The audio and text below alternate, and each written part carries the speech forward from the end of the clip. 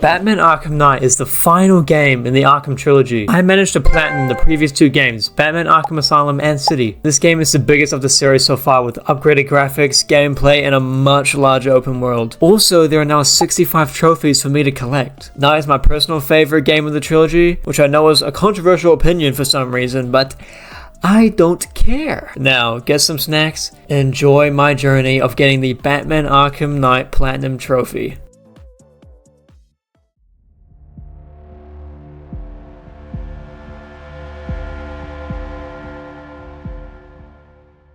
To begin this platinum, like always, I must choose my game mode. I choose normal mode because I do not feel like completing this game on hard mode twice, since you need to play on hard mode anyways for New Game Plus. Also, I am not doing any DLC trophies, just like my Arkham City video. Maybe in the future I'll make a video of me doing the DLCs for the Arkham games. Anyways, the story begins with the beautiful yellow teeth of the Joker. We then proceed to burn his corpse. I think this is Rocksteady's way of like bragging that they killed off the Joker in their last game. After this, we end up in a diner as a police officer, and then we begin to see some demon people, and then we suffer a brutal fate. We discover this was from Scarecrow's fear toxin as he returned from his previous attack in Arkham Asylum with Killer Croc. He then threatens Gotham and everyone evacuates, leaving the entire city vulnerable to criminals. Finally, we can actually start playing as Batman, and I glide through this beautiful game that, by the way, looks better than most games today, and this came out in 2015. We then see Gordon, who has somehow lost all his muscle from Arkham Asylum. He was literally jacked in that game. We then save a police officer from getting demolished by a vehicle. Then Batman decides that it's time to even the odds, and we glide down onto the road and enter the Batmobile, earning us the first trophy of the game, Journey into the Night. Now, personally, I actually really enjoy the Batmobile sections in this game, but I can admit that they probably should have toned it down a little bit. Anyways, we end up finding out where Poison Ivy is, and we rescue her from Scarecrow. And as we bring her to the Batmobile, we get ambushed by bloody tanks. But of course, Batman has a remote to control the Batmobile, and we eviscerate the tanks into dust. We eventually bring Poison Ivy to the GCPD building, earning ourselves the Trail of Fear trophy for locking up our first supervillain. Now our goal is to locate where Scarecrow is. So Batman uses the radio towers to do some fancy smancy stuff. I don't really know how it works, but it's fine. However, a cop has been taken hostage, so of course we have to save him. And before we do that, Batman decides to put on his new suit for this game. This suit allows Batman to move at speeds not humanly possible, and that's how we end up saving this cop. And we throw a batarang into the sky and see that Scarecrow is at Ace Chemicals, earning us the Frequency of Fear trophy. As we are trying to get to Ace Chemicals, we meet a new character called the Arkham Knight. Isn't that the name of the game? Oh my god! Also, we discover that Scarecrow has an entire military team helping him out, so that's nice to know. And of course, we have kidnapped all the Ace Chemical workers and we need to save them. But only 2 end up surviving. But a positive from that is that we get the Fear of Faith trophy. So yep, there we go. Then we continue into Ace Chemicals to find Scarecrow and stop his production of fear toxin. We take our mini militia and make it to Scarecrow, but he threatens Barbara and Batman lets him go like an absolute idiot. And we get locked in the room with the bomb. We try to reduce the blast radius, but we turn around and the Joker is there. And he shoots us in the bloody face.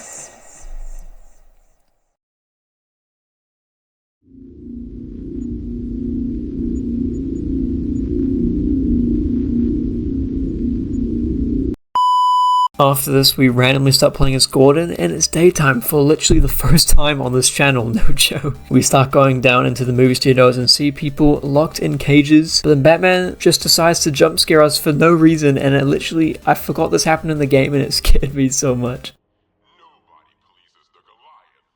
Okay.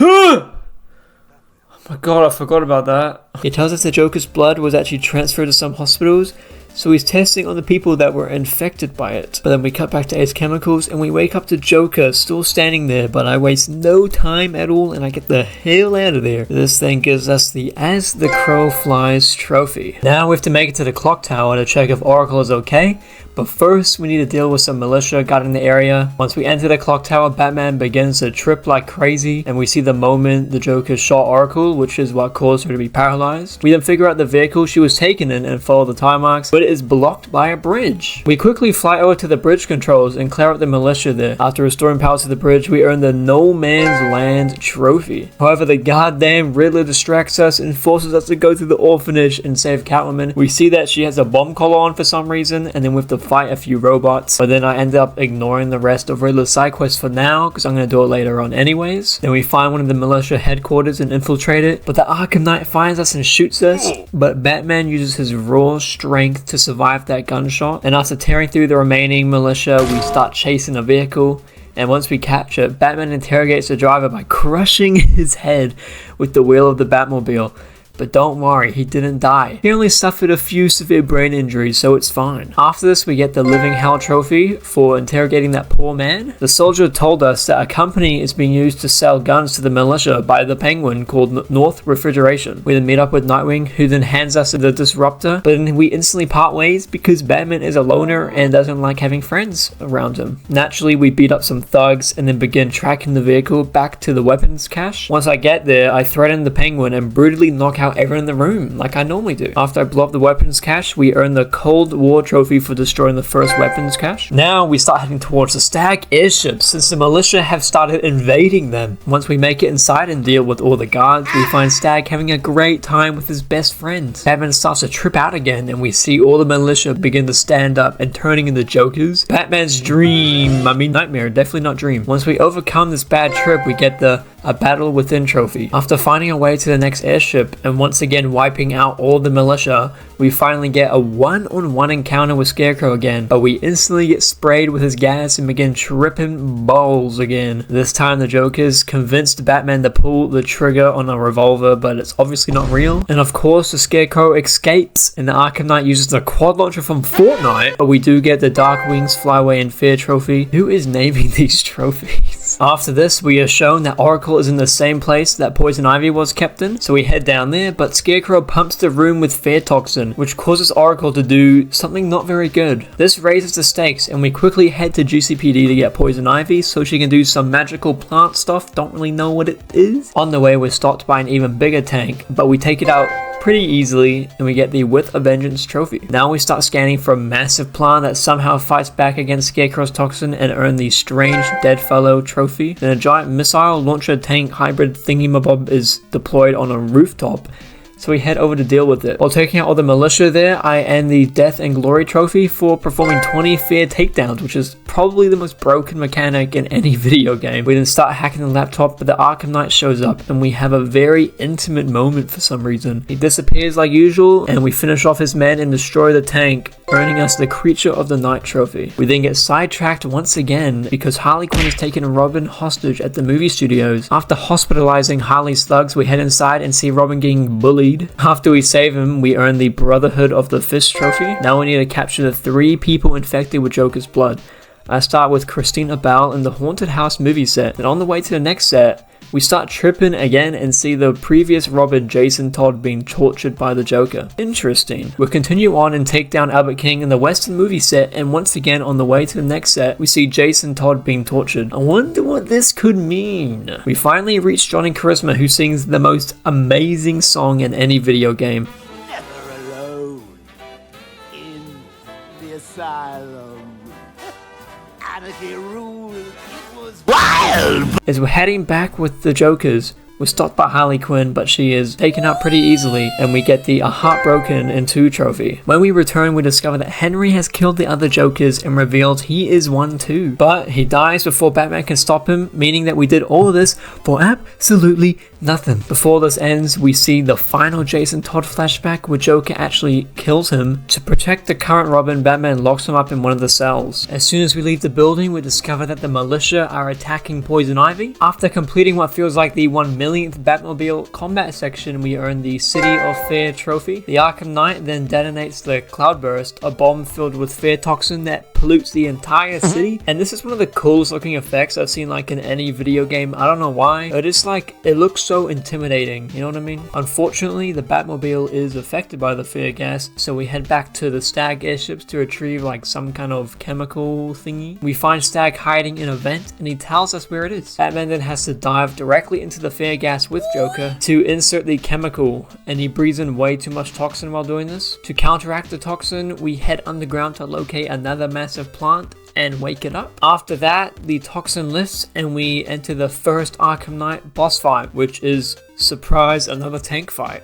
Except this one has 360-degree vision. Whoa! Once we blow up his tank, we earn the Who Rules the Night trophy, but of course he disappears again. Using some fancy tech, we track down the Arkham Knight's second headquarters. This area is much harder to get through compared to the first one, and also Gordon has been kidnapped, by the way, just so you know. Down here, the militia are testing a new bomb vest, but Batman disarms it pretty easily. After solving a few Batmobile puzzles, we reach the second Arkham Knight boss fight. This time, all we do is dodge his massive drill thing and lure him into explosives 3 times, earning the Judgment Day trophy. However, he corners us afterwards and completely destroys the Batmobile. May it rest in pieces. We head upstairs to Gordon and clear out the militia around him, but the Arkham Knight appears behind us. He finally removes his mask and reveals himself as Jason Todd. What a surprise! After explaining how Joker tortured him for over a year, he puts on his real identity, the Red Hood, which is actually my profile picture. I think you can see why this is my favorite Arkham game. This leads into the third and final Arkham Knight boss fight, where we take him down from below 3 times. After this fight, Batman talks him back to reality, and once again he disappears. Gordon and Batman then use the elevator to confront Scarecrow,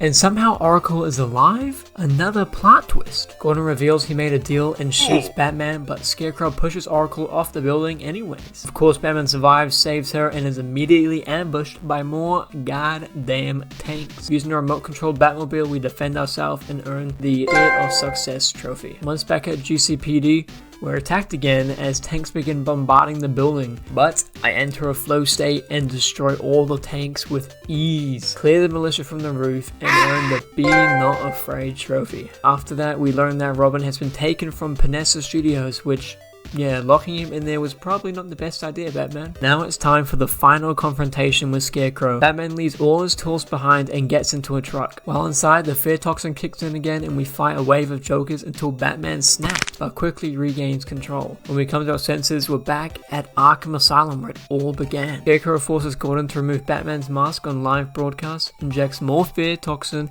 and suddenly we're playing as a Joker. We use a ridiculous tank with a mouth on the front and go on a rampage, killing a bunch of thugs, taking out the Penguin, Riddler, and Two-Face. But eventually Batman fights back and the game turns into Resident Evil all of a sudden. Joker is forced to face his worst fear, being forgotten. That's it. In the final sequence, we're surrounded by stone Batman statues until the real one appears.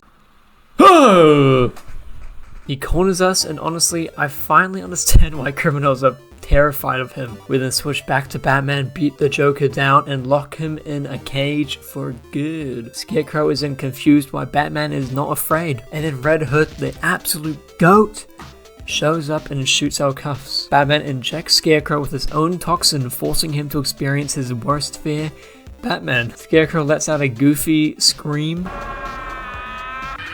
Gordon punches him in the face and we lock him away, earning the final story trophy, Master of Fear. This marks the end of the story and we can move on to the side missions.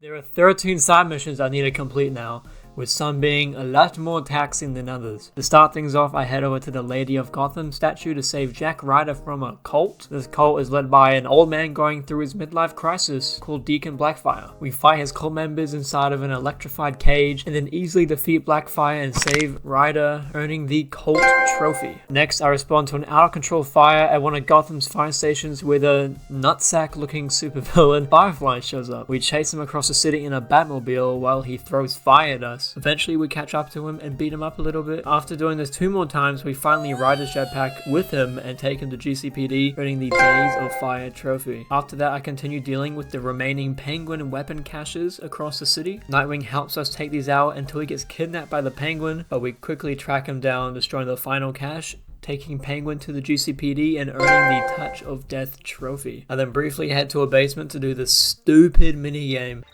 What the hell? I just did it 3 times in a row. So the Man-Bat side mission can continue. While doing one of the militia APC chases, I also earned the Savage Medal trophy for smashing 10 militia vehicles off the road without using the immobilizer. Then I get straight back to business and head to a bank robbery in progress. Two-Faces thugs are there, so we take them out before they steal the money. After stopping 2 more of these robberies, we reach Two-Face's semi kind of boss fight. Pretty easy though, since he has the same amount of health as a regular enemy. Beating him earns the Jekyll and Hyde trophy. At one point, Batman randomly enters Wayne Tower as Bruce Wayne and steals his own money while taking Lucius hostage. Oh wait, it's Hush. Remember that one side mission from the last game? Doesn't really matter. Batman slams him into the table and we earn the Double Jeopardy trophy. I then start scanning dead bodies found around the city until I get sidetracked again. We hunt down Man-Bat, eject him with the antidote twice, take him to GCPD and earn the Scar of the Bat trophy. After that, I return to scanning the remaining bodies until we identify the culprit and head to Pretty Doll's parlor. Yeah, no thanks. Inside is Professor Pig, who turns his victim into what he calls Dolatrons. His boss fight involves beating up the Dolatrons and throwing his knives back at him until it's just him. We slam him into the operating chair, break his mask, and earn the Monster Machine trophy. After finishing the final APC chase, I earn the Road Home trophy. Now it's time to continue the Riddler's side quest. Separate from the trophies. The first trial is a race through a sewer, and honestly, Riddler had insane potential as an engineer if he wasn't a supervillain. After completing it, Catwoman gets a key for a collar and we earn the Road to Hell trophy. The second trial is a simple puzzle, earning the Pieces of the Puzzle trophy. The third sends us back to the orphanage with Catwoman, where we hit buttons in the correct order and destroy Riddler's robots, earning the Cat in the Bat trophy. Trial 4 is another race, giving us the Riddler on the Rampage trophy. The fifth trial involves launching from the Batmobile and squeezing through a razor blade tunnel, earning the Burning Question trophy. We then return to the orphanage for the 6th trial with Catwoman stepping on pressure plates, though Batman makes him sink further because he has been eating a bit lately. This gives us the Primal Riddle trophy. Trial 7 takes place in a massive water tunnel where we slowly descend, earning the Death by Design trophy. The 8th trial, once again at the orphanage, lets us step on certain platforms, basically Fall Guys, and earns us the Riddler Factory trophy. The 9th trial is another race, giving us a Lethal Pursuits trophy, but of course there's another one. Riddler forces us into one final trial because he's a sore loser. All we do is redirect the laser into a hole a few times and we earn the 9 Lives trophy. Then the Riddler's boss fight begins, but he gets beaten up and retreats underground, and he demands that we collect every single Riddler trophy to fight him properly. Don't worry, that's for later. Finally, I start the Firefighter side quest where you just save a whole lot of them. While doing this, I earn the Cycle of Violence trophy for using 100 quick-fire gadgets. After rescuing 15 firefighters plus the fire chief, who we then throw in prison, we earn the Death of Innocence trophy. The mysterious Watcher from Arkham City, Azrael, wants to prove his worth to Batman, so Batman observes him fighting a few times until we learn his backstory. He's been manipulated by the Order through a microchip implanted in his brain. Eventually, we're given a choice while playing as Azrael: either attack Batman or join him. I obviously choose to join him and earn the Angel in the Dark trophy. Next, I begin the 3 longest side missions in the game, defusing all of the bombs and dealing with the militia checkpoints and watchtowers. I start on Bleak Island, and while disarming one of the bombs, I earn the Seduction of the Gun trophy for landing 50 critical shots on light tanks. I then move on to Miyagani Island, clearing out all of the militia bases. While doing this, I earn the Choice of Weapons trophy for using every Batmobile weapon in a single fight. The only island left with militia presence is Founders Island. Personally, I actually enjoy these missions since each checkpoint and watchtower has a unique layout, making them feel a bit less repetitive than other missions. First, I finish all the bomb disarmament missions, earning the Gotham Underground trophy. Next are the checkpoints, which give the Streets of Gotham trophy. And finally, I take down all the watchtowers, earning the Gates of Gotham trophy. With that done, the only thing standing in my way is Deathstroke, who has been leading the militia since the Arkham Knight left. His fight is literally a copy and paste of the Arkham Knight tank battle, and it's extremely easy. After destroying his tank, we beat him up and take him to GCPD, earning the Dark Allegiances trophy. Honestly, compared to his Arkham Origins appearance, this was pretty embarrassing for him. And with that, all of the side missions are now complete, And now it's time to move on to the Riddler Trophies.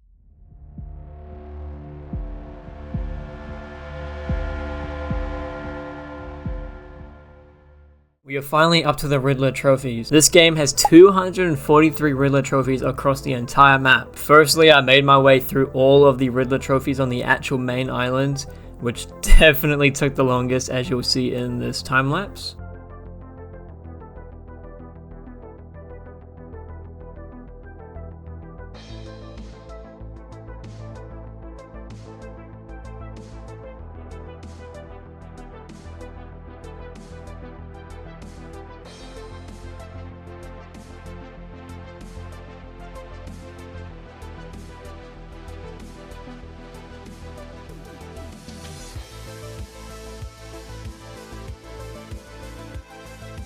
Then, all that was left was Panessa Studios, the Arkham Knight's HQs, and Stag airships, which didn't take as long but still had a few Riddler trophies hidden away in strange locations.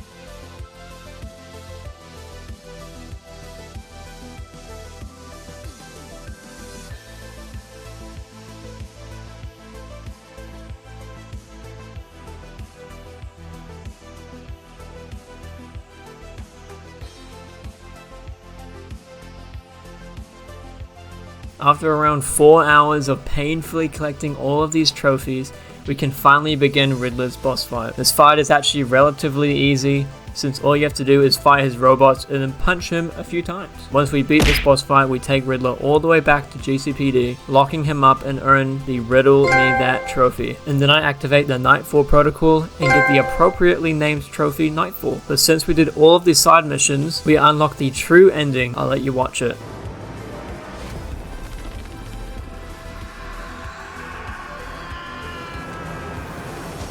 And with that, we can move on to all of the leftover trophies, including New Game Plus.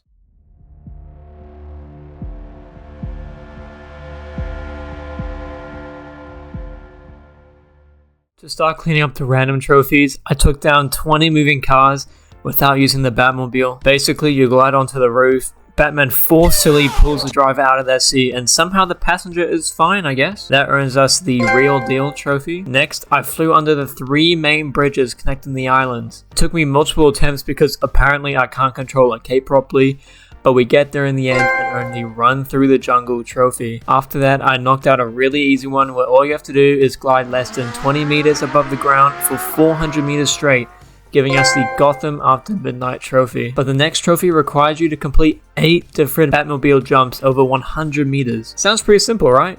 Wrong. This is one of the worst designed trophies I've ever seen. First, the description is not even clear. I originally thought it meant jumping off buildings 8 times. Secondly, there's no way to track how many jumps we've actually completed so far.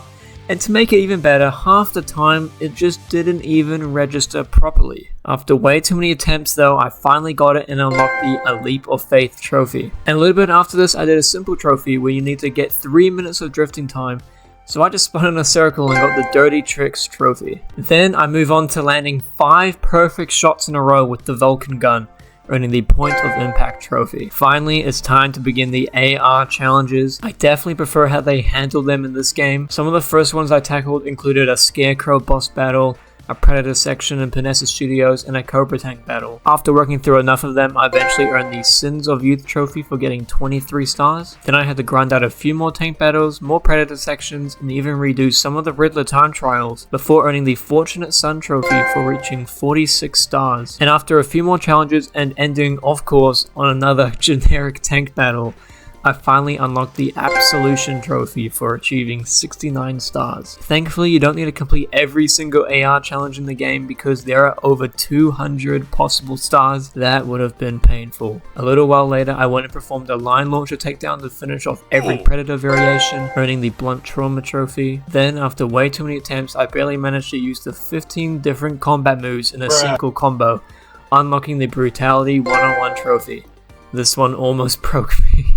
And with that, the only thing left between me and the beautiful Platinum Trophy is completing New Game Plus. New Game Plus is basically the base game again, except you're forced to play on hard mode and you keep every upgrade you've already unlocked.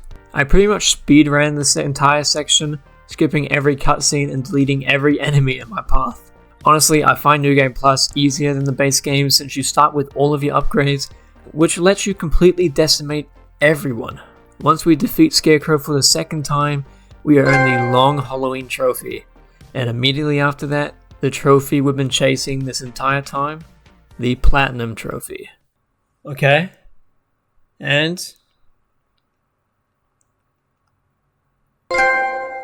finally, that took me so long. And there you have it, I've officially platinumed the Batman Arkham Trilogy, not including Origins sadly. This platinum took me a total of 32 hours, which is surprisingly shorter than Batman Arkham City. I'd give the enjoyability a 9.5 out of 10, because once again this is my favorite Arkham game. For difficulty, I'd give it a 6.5 out of 10, easier than Batman Arkham City but harder than Arkham Asylum.